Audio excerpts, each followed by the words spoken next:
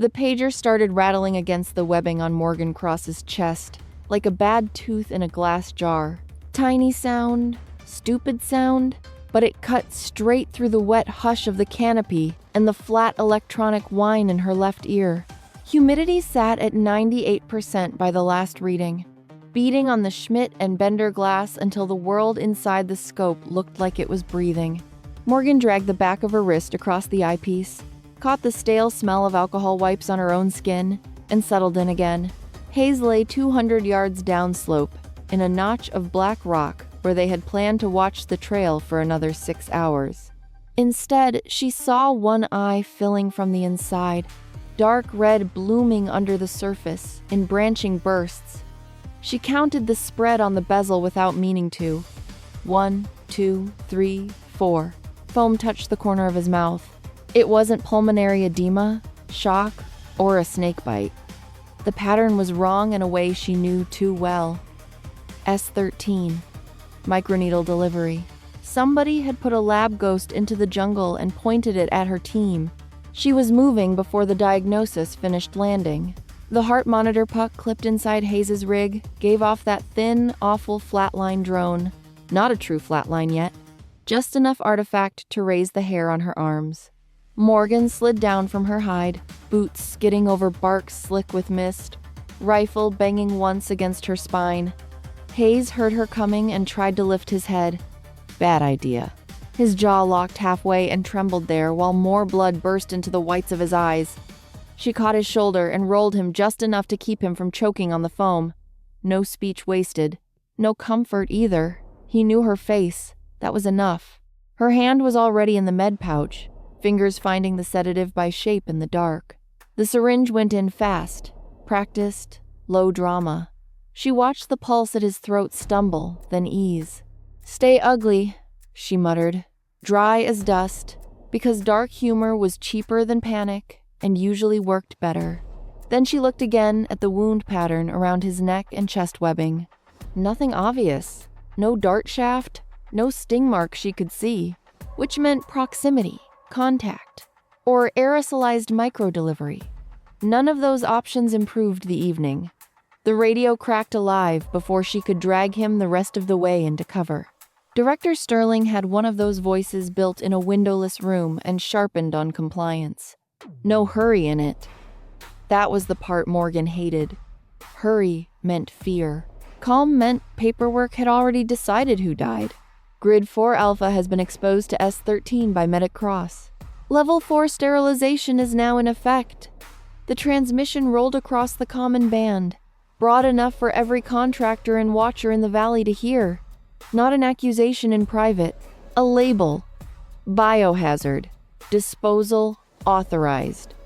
Morgan went still for half a beat, and in that half beat, she felt the shape of it.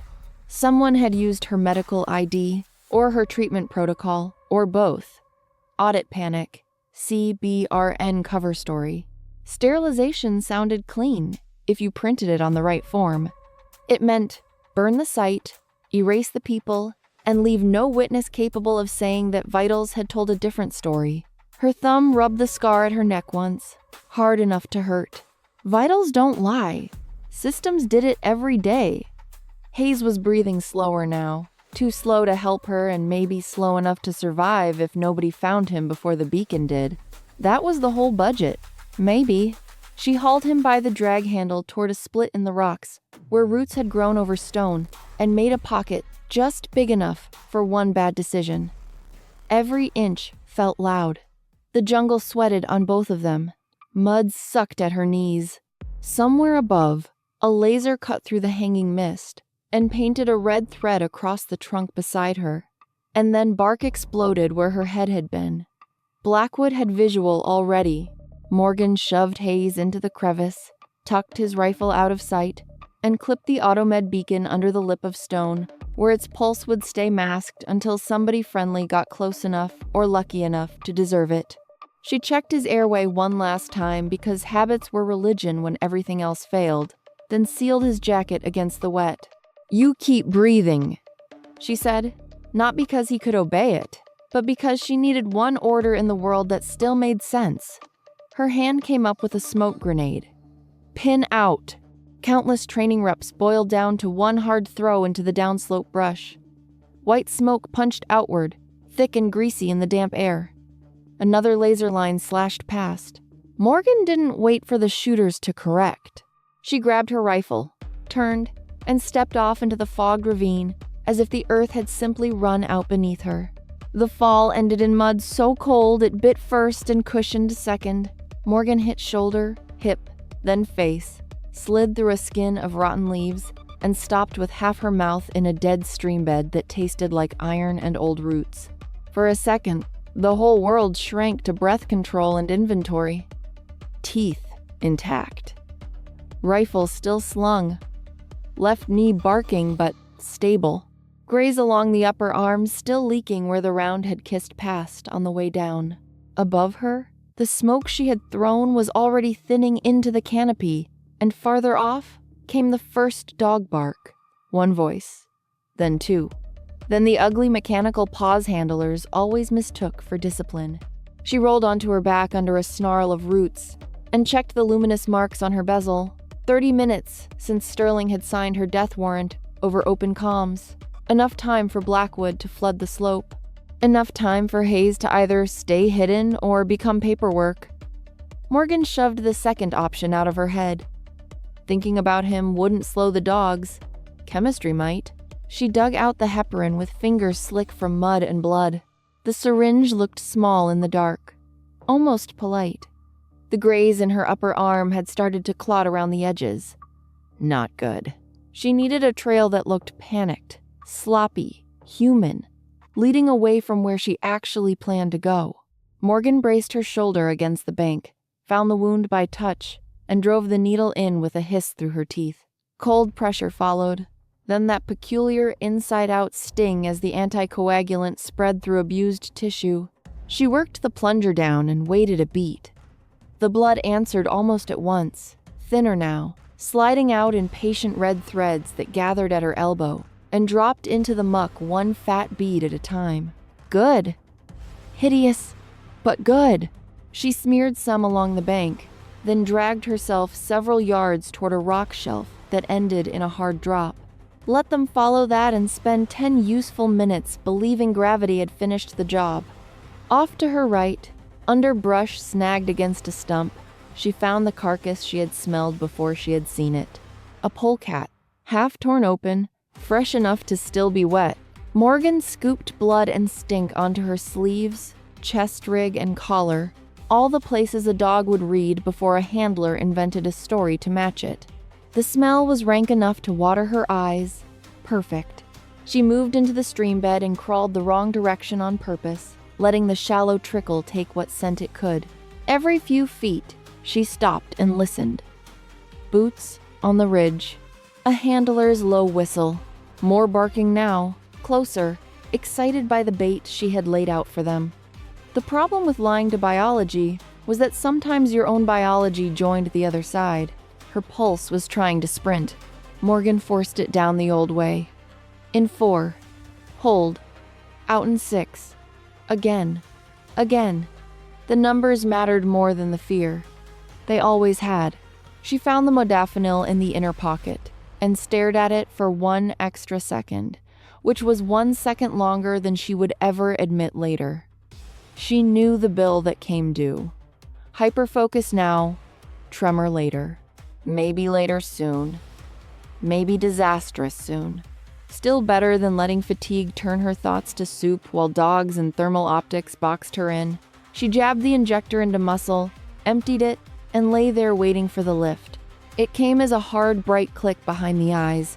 The dark sharpened. Distances organized themselves. Water sound separated from leaf sound. Her mind got mean and narrow in the useful way, and even that felt like state-sponsored bad judgment riding inside a clean chemical line. 2 minutes later, her right forearm started spasming under her sleeve.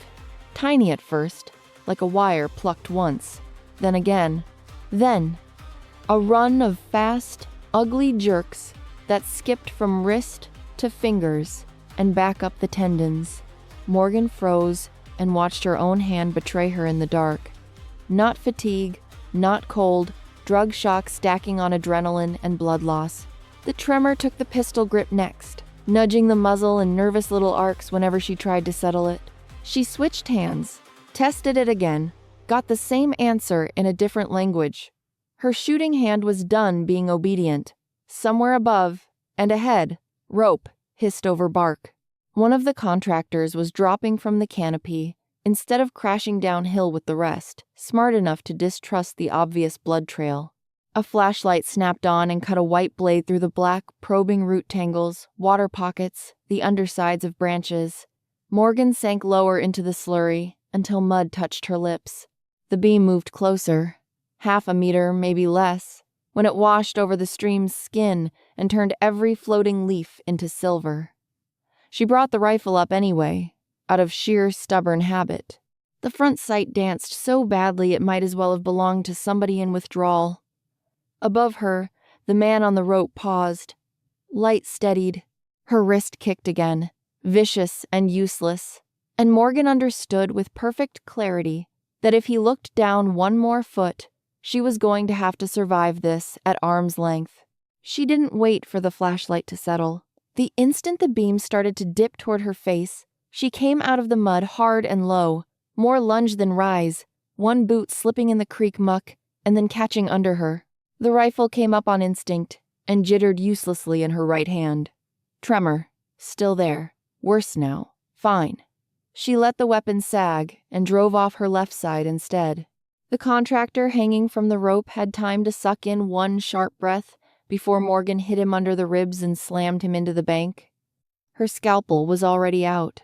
The blade went through wet tactical fabric with a papery hiss, bit deep behind the ankle, and cut the Achilles clean enough that his legs stopped belonging to him. He collapsed with a strangled cry, flashlight spinning, white beam stroking roots in black water.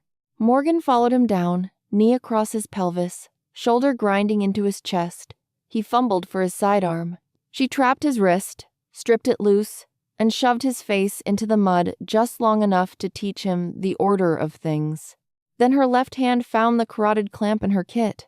Metal clicked. She applied just enough pressure to incite cerebral panic, a clinical application of force rather than murder or mercy, and the man bucked once, twice, then got smart. Most people did when physiology started talking louder than pride. Morgan dragged the flashlight into a crook of roots so it lit his mask from below. All bad angles and rain glare. His ruined foot twitched at the end of a leg that no longer had a working chain from calf to heel. Blood sheeted dark into the slurry, diluted instantly, not cinematic, just a body leaking where it should not. Her own right hand kept ticking against her thigh in ugly little spasms, so she ignored it and worked left-handed. The PDA came off his vest with a hard rip of Velcro, rugged rubber casing, scratched lens, mud crusted in the port seam. The contractor tried to turn away when he saw it. Morgan tightened the clamp and watched both pupils flare wide. "You have 10 seconds before permanent hypoxic brain injury," she said. "Or blink twice and unlock the iris on this PDA." Her voice stayed flat, almost tired. That usually landed better than shouting. He clawed at the mud, once, then twice. "Good enough." She dragged the device in front of his eye. The scanner swept red, then green. The screen woke cold and pale in the rain. He made a gargled sound like he wanted to explain himself. Morgan had no use for confession. Devices were cleaner. Devices didn't improvise. The first thing she noticed was not the money. It was the dirt packed inside the data slot. FOD, foreign object debris. Fine tan grit trapped in the seam the way runway dust got into avionics panels after a bad field day. Someone had opened this unit in a hurry, outdoors, probably during a token swap or uplink. Useful. Morgan thumbed past the first security pane, while the contractor sucked short, oxygen-starved breaths under the clamp. Blackwood PMC. Hazard containment tasking. Escrow authorization. $4 million. Approving authority. Director Sterling. The words had that polished, bureaucratic, chill-rich crimes always wore. All sterile nouns and no fingerprints. She kept scrolling. Cleanup corridor. exposure mitigation, asset disposal. Then she hit the clause, buried low, in the legal sludge, auto-sterilization. If a confirmed Level 4 S13 exposure package reached command, a thermobaric payload could be authorized after a 4-minute confirmation delay to eliminate biological spread and all associated material. Associated material! Haze in his rock slot if the beacon got found. The men chasing her. The whole forest. Morgan read it twice, because the first time her brain rejected it on principle, Sterling had not made a desperate call under pressure. He had written extermination into procedure before boots ever touched mud. Murder, pre-approved and itemized, waiting for a checkbox. The contractor felt the change in her before she looked down at him again. People always did. He was no cartoon monster, just another paid set of hands who had mistaken contract language for protection. Payroll meet. He tried to speak through the clamp. Morgan gave him half a second and decided the PDA had already said more than he could. "Sterling sold you a furnace with your name on the fuel line," she said, dry. Meaner because it was true. She eased the pressure just enough to keep him conscious, while she stripped his harness for anything worth carrying. Spare magazine, uplink token, a patch tag slick with swamp water. Then she closed the clamp again until his eyes rolled and his body sagged sideways into the bank. Not dead, just shelved. Rain hammered the canopy and dripped off the roots in cold fat beads. Somewhere uphill, dogs were still chasing the wrong blood. Somewhere farther off, low metal thunder rolled through the ridgeline. Maybe weather, maybe something airborne, maybe the future clearing its throat. Morgan checked the bezel on her watch and counted the seconds the claws had stolen from her. Her right hand shook so badly, the PDA screen jittered in front of her vision. Didn't matter. She had proof now, and proof was worse than hope because it came with timing. If she did nothing, the jungle would not become a battlefield. It would become an absence with burn patterns. Morgan left the contractor in the mud and climbed toward rock, because once you had read the words, thermobaric payload, every low place started to feel like a coffin with drainage. Rain came down harder now, big warm drops, punching leaves flat and turning the slope slick as organ tissue. The PDA rode cold against her ribs. Her right hand kept snapping with those small electric tremors, enough to make each grip uncertain. She hated that more than the pain. Pain was information. Loss of control was insult. The cave mouth opened ahead, as a black cut in the ridge, half hidden behind hanging roots and runoff, and something came out of it so fast, her brain logged movement before identity. One hand chopped the rifle barrel aside. Another tore the sling from her shoulder. Morgan hit the wet stone wall with her teeth clenched and reached for the sidearm that was no longer where her body expected it. The attacker landed between her and the cave, with Morgan's rifle half raised, all bones, soaked hair, and ruined grace. Red flooded both eyes, burst vessels painting the whites dark and raw. The breath coming off her carried sulfur, copper, and that sweet spoiled edge Morgan knew from tissue going bad faster than the charts said it should. Lyra. Had to be. Patient zero wearing skin like a temporary permission slip. Lyra tried to fire and failed. Her trigger finger twitched, locked, twitched again.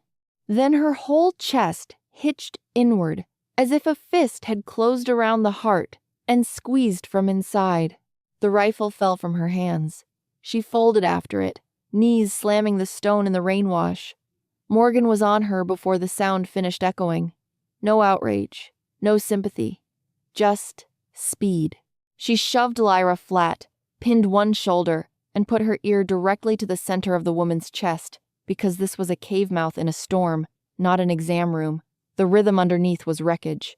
2 frantic beats, a long, ugly pause, then a burst of shallow chaos that told Morgan the heart was still trying to honor orders the body could no longer carry. Lyra clawed weakly at Morgan's sleeve, nails broken to the quick, blood at the corners of her mouth almost black in the bad light. Morgan lifted her head and looked properly for the first time. Lyra's face was not feral. It was exhausted past the point of vanity. Every tendon in her neck standing out with the effort of staying vertical one more minute. "Talk," Morgan said. "You get one useful minute." Rain hissed on rock around them. Somewhere downhill, dogs kept voicing into the trees like the world was normal. Lyra's eyes fixed on Morgan with eerie clarity through all that hemorrhage. Not recognition from friendship. Recognition from paperwork, protocols, and the kind of people who used names only when blame needed a home. "I know you," Lyra whispered. Blood wet the words and made each one cost her. "You're the one who wrote the S-13 response protocol. Cut my arm open. Sterling's proof is under the skin." She dragged Morgan's hand toward the raised scar on her upper arm, a thick rope of keloid under fever-hot flesh. Morgan felt the shape beneath it at once. Small, hard, wrong, not bone, not scar tissue alone. A subdermal logger. Lyra did not look like a woman wasting oxygen on theater. Morgan's mind tried to split the problem into lanes. "Extract now. Stabilize first. Move cavward. Watch the ridge." Lyra solved part of it by crashing harder under Morgan's palm. The pulse in her neck skipped, stumbled, nearly vanished. "How long?" Morgan asked. Lyra gave a breath that might once have been a laugh. "Long enough." Another cough. Dark flecks on her lower lip. The sulfur smell rolled hotter out of her lungs, mixed with wet stone. Morgan slid the rifle aside with her boot and braced a palm over the sternum, gauging compliance and recoil, already thinking in pressures and seconds. Not a person to comfort. A failing system carrying evidence. Lyra caught the calculation in her face and nodded once, tiny and deliberate. That was the deal. Not trust. Trade. A few more minutes of life in exchange for the truth Sterling had buried in flesh. Then the rhythm stopped. Not gracefully. Just there 1 second and gone the next. Like power failing in an operating room and making every machine sound obscene afterward. Lyra's head rolled sideways. Her mouth opened on half a breath that never turned into another. Morgan listened again anyway, stubborn against reality, and found nothing but rain, cave drip, and the blood roar in her own ears. Flatline. Then a red blink pulsed under the scar on Lyra's arm. Once, again, faster. Morgan ripped the sleeve back and saw the LED glowing through stretched skin like a coal buried in meat. Rainwater ran over it in pink threads. 90-second failsafe. Of course Sterling's people would hide the proof under flesh and wire it to die with the host. Morgan looked from the blinking scar to Lyra's face, and then into the cave behind them, dark and cramped, and barely sheltered enough for ugly work. Her right hand twitched again, useless on a trigger, maybe not useless on a blade. She stripped open her kit, found the scalpel by touch, and settled over Lyra with the cold focus she saved for the moments when emotion would only waste oxygen. No tears. No promises. Just countdown. The red light under Lyra's skin kept blinking like it had somewhere better to be. Morgan rolled her onto flatter stone, shoved the rifle out of the way, and planted one palm over the sternum. She counted ribs by feel because counting kept panic from pretending it was useful. Cartilage. Angle. Depth. Then she drove down hard. Something gave with a brittle crack that she felt all the way through her shoulder. Good. Bad. Necessary. The LED kept pulsing. Rainwater tracked off Morgan's sleeves and onto Lyra's throat. Another compression landed, and another ugly snap somewhere lower on the cage answered. Morgan watched Lyra's mouth for any sign of returning breath and got nothing but slack lips and black residue at one corner. She dug out the epinephrine with her teeth, the capped syringe clattering once against stone before she caught it. No fairy tale needle to the heart. No movie nonsense. She jammed the injector into the outside of Lyra's thigh, emptied it, and went straight back to the chest, maintaining a brutal cadence of compressions, while the cave amplified the horrific sounds of cracking bone, forced breath, and the tiny electronic bips of the countdown. Her right hand still twitched from the modafinil, so she did the heavy work with the left and let the bad hand steady tissue, tools, and time. Vitals don't lie, she muttered to nobody, because the line still held even when the vitals were garbage. At first there was no response, except more dark blood surfacing at Lyra's lips with each compression. Morgan kept going, hard enough to circulate something, hard enough to remind a stopped system what pressure felt like. The red blink under the keloid scar sped through its little indifferent rhythm. She checked the bezel on her watch between compressions and hated the seconds for being honest. Past 82, into 83. Then she broke off just long enough to drag the scalpel across the raised scar on Lyra's upper arm. Skin parted. The blade went shallow after that, sliding through subcutaneous fat with that slick, resistant feel she knew too well from too many bodies opened under worse lighting. Lyra jerked once, not waking, not healing, just nerves being rude on the way out. Morgan widened the cut with 2 fingers, ignoring the heat of fresh blood across her knuckles. Blacker than it should have been, thick in the dim tactical light. She saw the corner of the subdermal logger buried under fascia and, on the 88th second, hooked the blade under it and levered hard. The chip came free, with a wet drag and a short spill of black blood that ran down Lyra's arm and pooled in the seam of the stone floor. Morgan tossed the scalpel aside, pinched the unit between 2 fingers, and went back to the chest for 3 more compressions before trusting herself to stop. Lyra's heart answered with a miserable flutter, not a rhythm so much as an argument against silence. Good enough. More than good enough. Morgan wiped the logger on the inside of her sleeve and jammed it into the PDA port.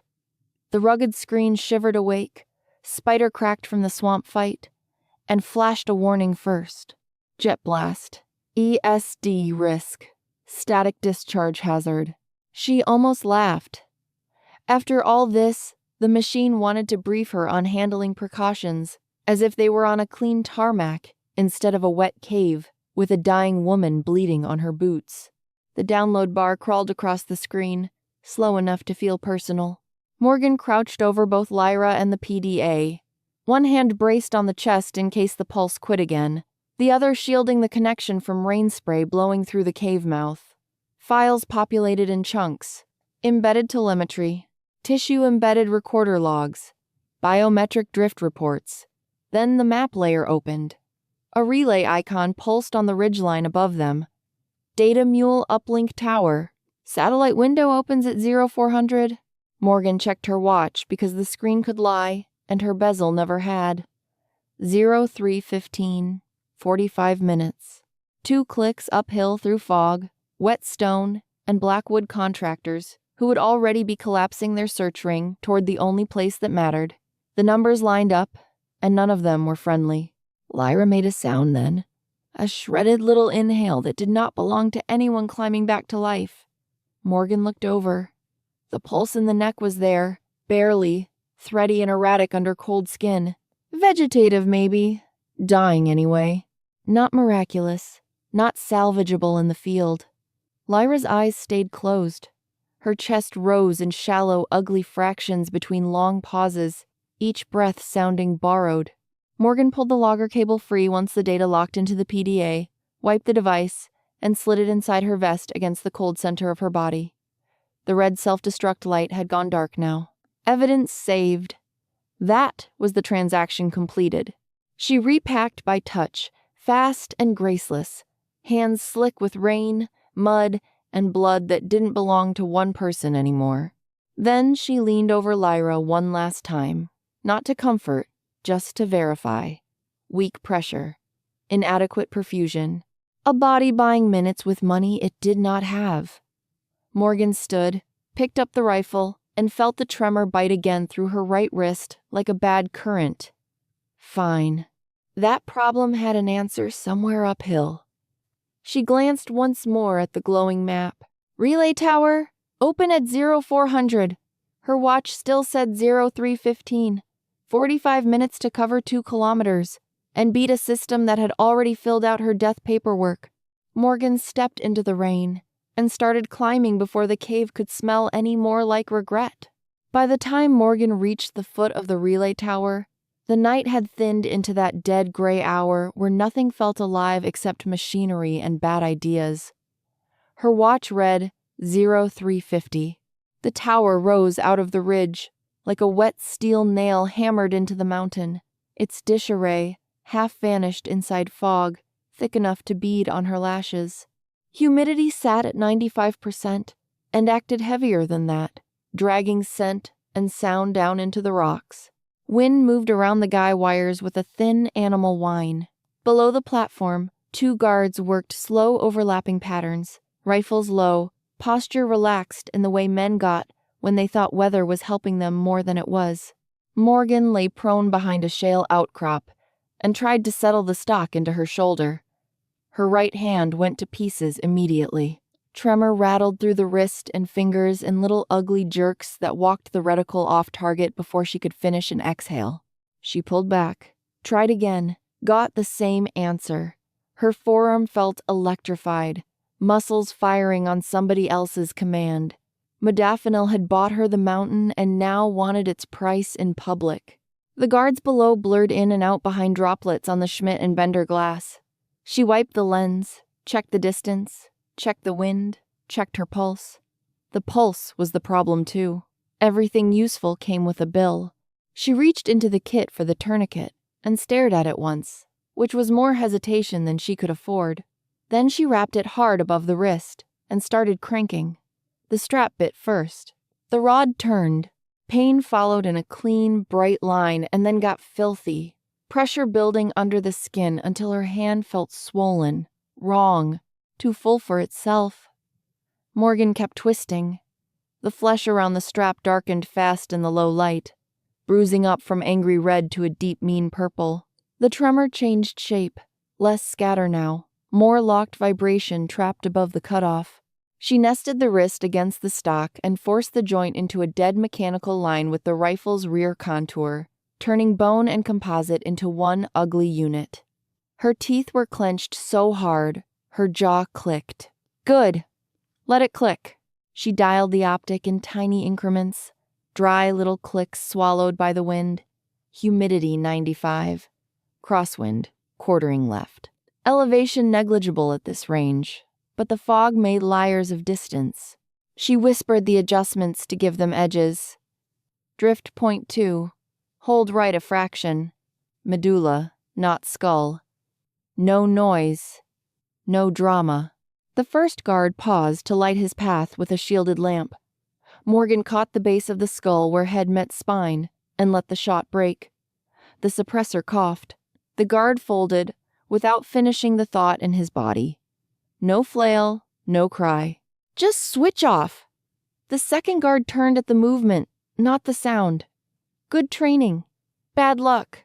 Morgan was already moving the reticle through the fog drag, fighting her own pulse as much as the weather. The tourniquet had made her hand feel carved out of wood and fire at the same time.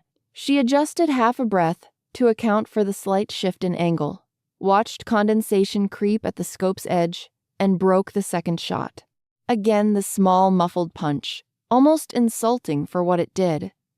The round hit exactly where it needed to. The second man dropped, as if someone had yanked the floor out from under him.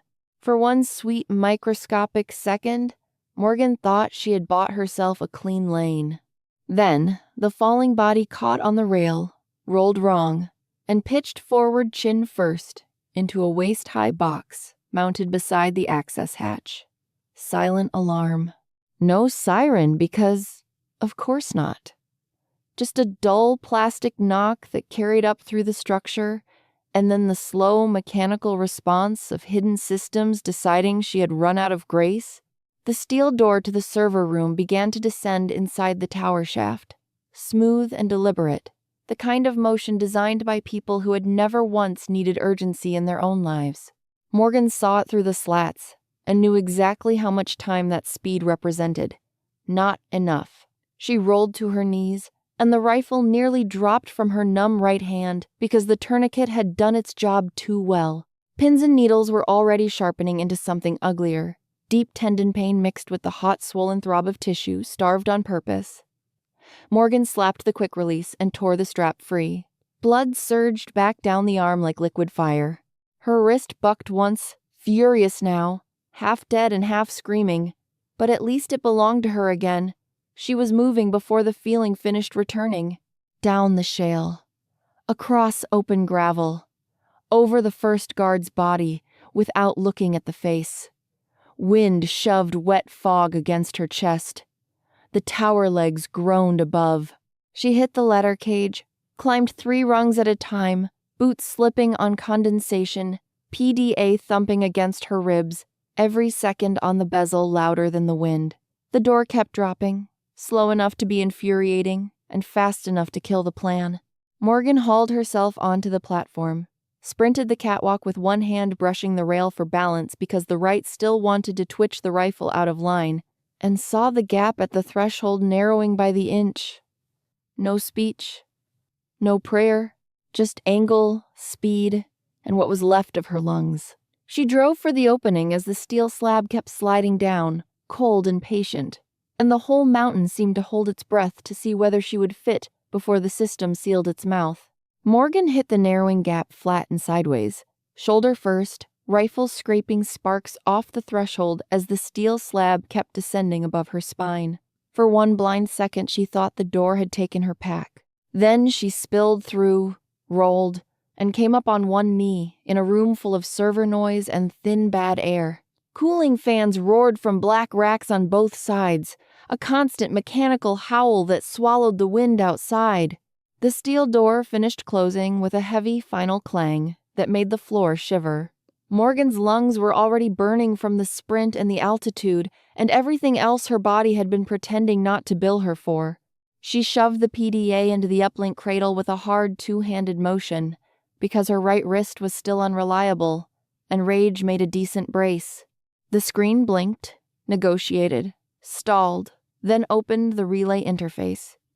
No elegant hacking fairy tale, just dirty access, token privileges, and a military system dumb enough to trust the right credential string if you fed it through the proper hole. Morgan selected the Blackwood Biometric Registry, overrode Field Authority with the medical emergency codes buried in Lyra's logger dump, and reassigned exposure status line by line to S13 Level 4. Every man outside that door, including Elias Graves, was now a contaminated asset on paper. The upload bar crawled like it resented being asked to do justice. Morgan kept her eyes on it for half a heartbeat too long and caught herself. Target fixation. The term came up cold and clean from old range debriefs and worse memories. Fixate on one thing hard enough, and the rest of the kill box made its own plans around you. She dragged her attention back across the room. No second exit. No vent big enough for a human body. Cable trays overhead. Suppressant cylinders in the corners. Racks dense enough to break sight lines, but not stop a proper entry team. The oxygen felt wrong now. Thinner. The security system had recognized the breach and isolated the server room, same way a submarine sealed compartments after flooding. Good for equipment. Bad for lungs.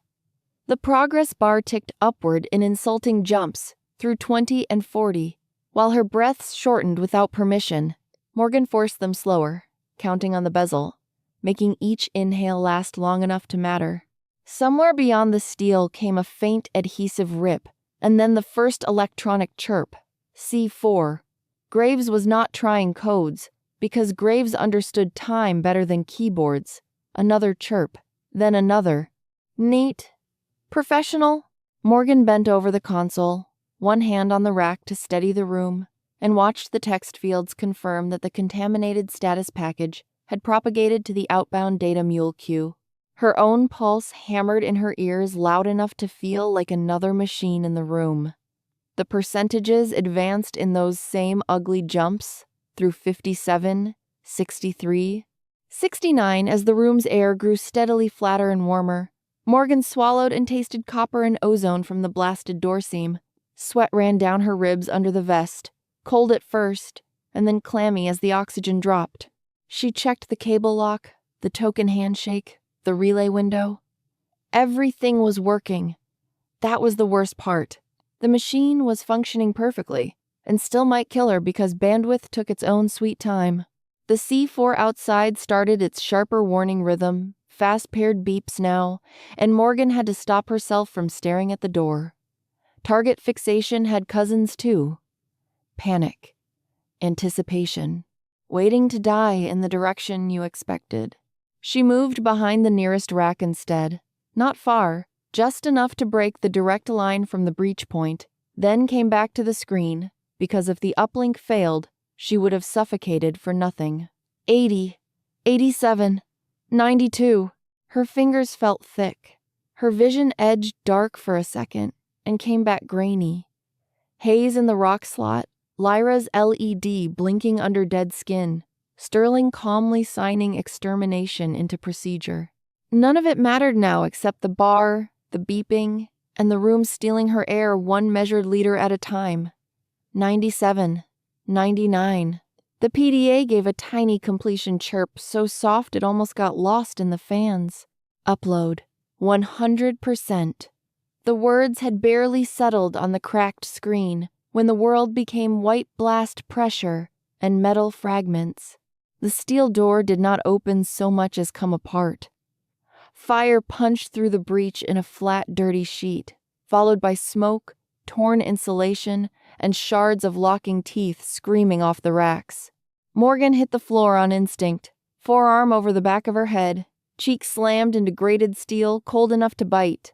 The concussion slapped the rest of the breath out of her and filled the room with a whole new set of sounds. Rifles rising, boots on debris, fans still roaring because machinery had no sense of drama. Through the smoke, she saw the blown outline of the doorway, a jagged mouth full of sparks and red status lights, and beyond it the dark shapes of the entry team stacking into the breach. Somewhere in that shifting haze was Graves, efficient as infection, coming to take back what the system had just lost. The blast smoke hadn't even finished expanding when Morgan saw the geometry and understood how dead she was if she played this like a normal gunfight. The doorway was a torn metal throat full of orange sparks and gray dust. Graves came through first in the CBRN mask. Hard shoulders, rifle leveled, 3 contractors fanning behind him with enough discipline to make the angle airtight. The server room was too narrow, too crowded with racks, cables, and overturned panels to outshoot 4 muzzles from the floor. Morgan had cover, but not the kind that kept bullets out forever. 1 burst would chew the metal thin. 2 would find her.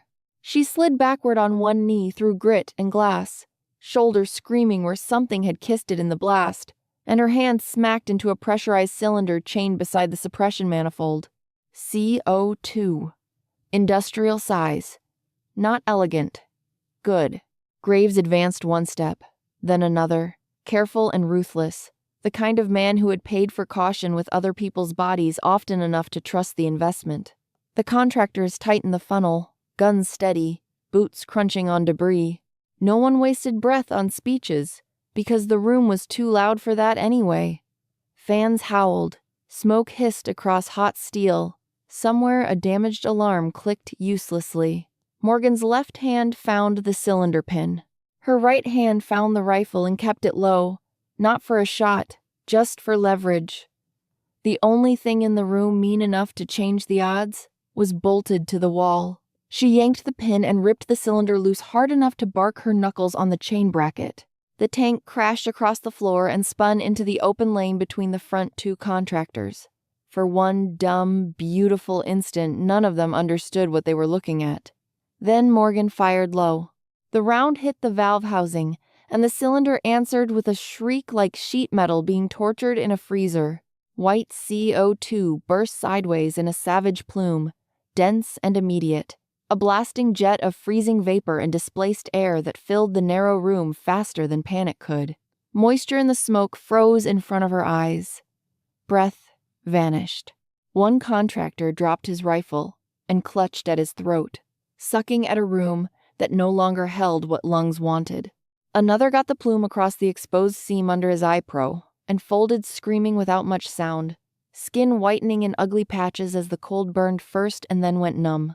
The 3rd stumbled blind into a rack, fingers scrabbling at his collar, boots slipping on frosting steel. The hiss was deafening, a pressurized animal sound that turned every attempt at command into mime.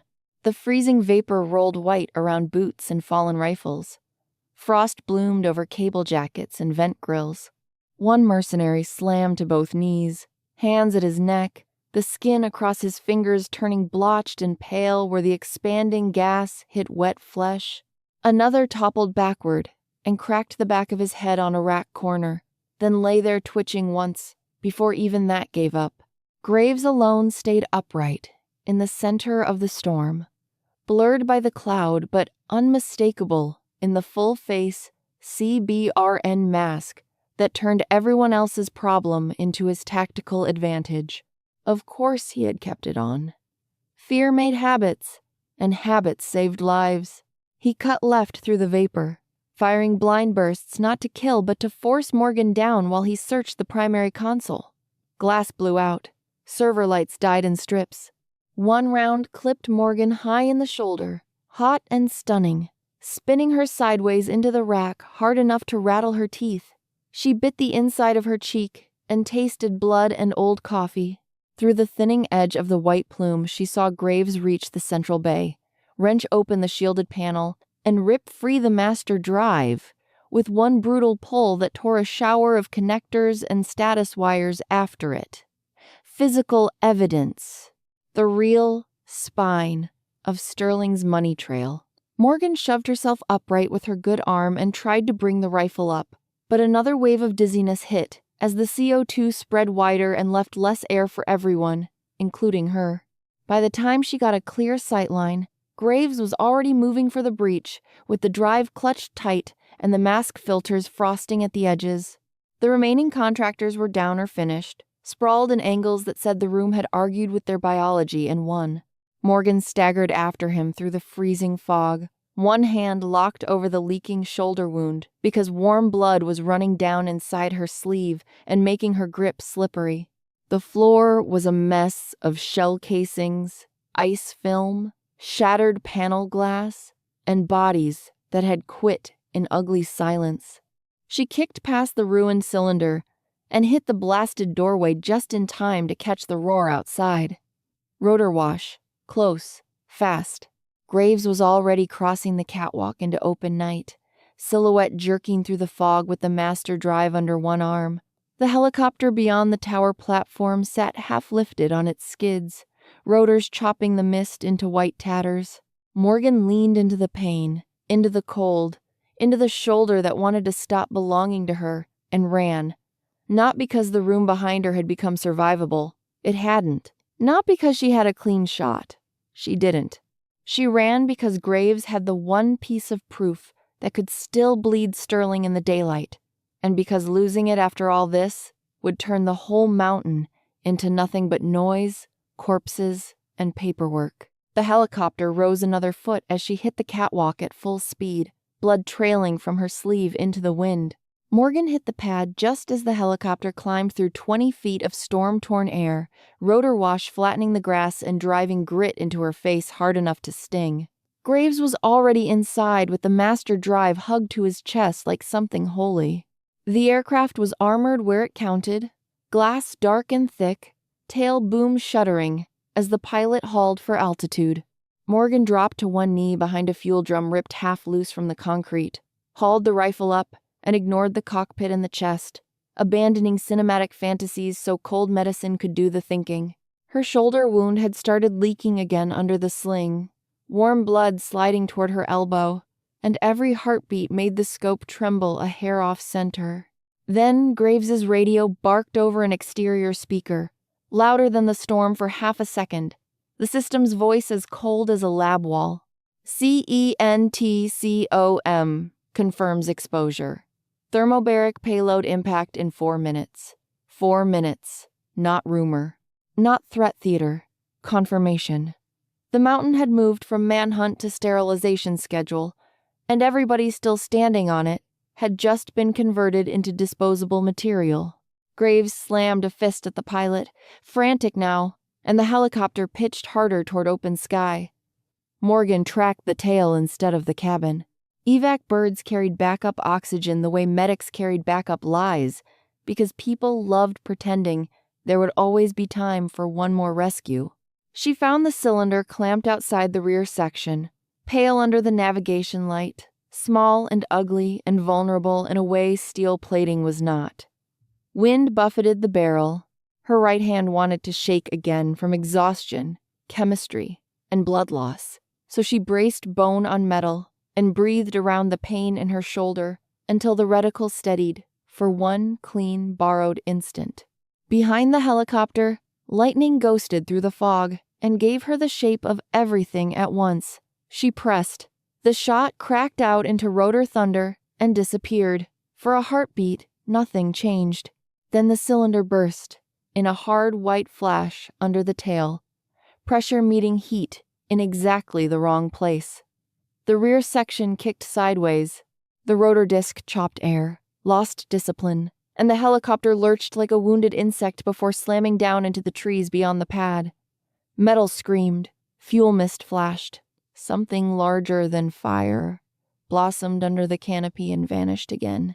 Morgan stayed down behind the drum because falling aircraft made bad decisions in every direction, and pieces of the tail rained across the concrete around her in sparks and shredded insulation. The first minute of the countdown vanished into impact noise and burning debris. The second went into getting up. Morgan tried to stand and discovered the world had changed under her feet. The pressure front from the crash rolled up the ridge with wet heat and burning fuel, and behind it came a silence that felt planned. Above the clouds, something moved where no storm should have produced it. A clean, hard shape crossing the sky with government confidence. UCAV. She had maybe enough breath left for one bitter thought about how efficiently a bureaucracy could weaponize its own paperwork. Then, the bomb hit. There was light first. White and orange jammed together so bright it erased depth. Then the air itself seemed to ignite, and the thermobaric payload rolled through the forest as a low swallowing wave, turning mud, sap, brush, and wreckage into a furnace that devoured oxygen as quickly as it devoured matter. The shock caught Morgan halfway to the wreck and threw her flat. Her mouth opened on instinct and got nothing useful. The next instant, the vacuum effect hit, monstrous and intimate, dragging at her chest from the inside. Both lungs clenched down like fists. Pain punched through her ribs. Her ears went hot and then wet, pressure stabbing inward until she tasted blood at the back of her throat. The world narrowed to heat, suction, and the animal fact that breathing had become a thing the planet was no longer offering. She crawled, because standing belonged to people who still had air. The ground burned through her palms in patches where flaming sap had splashed, and every drag forward sent knives through the shoulder Graves's round had opened up. Ahead, the wrecked helicopter lay broken among blackened brush. One skid twisted skyward, tail gone, belly half on fire. Graves was nowhere she could use.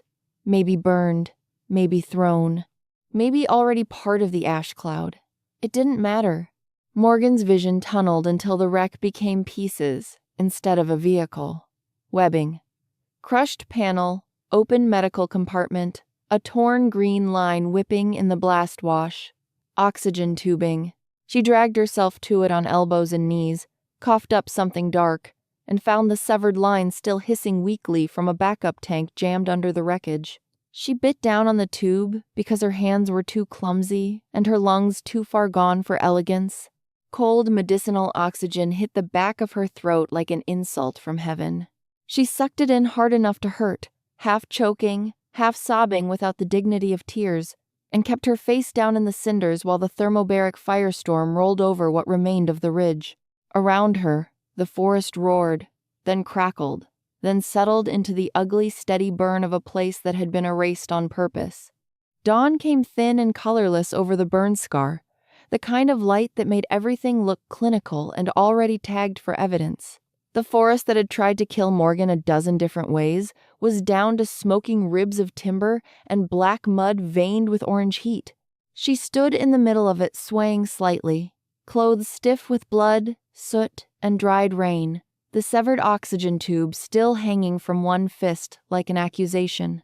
In the other hand, she carried what was left of the master drive core, burned casing stripped away, until only a warped metal heart remained. Engines approached without hurry. 3 black armored trucks rolled over the ash field in disciplined formation and stopped short of the hottest ground.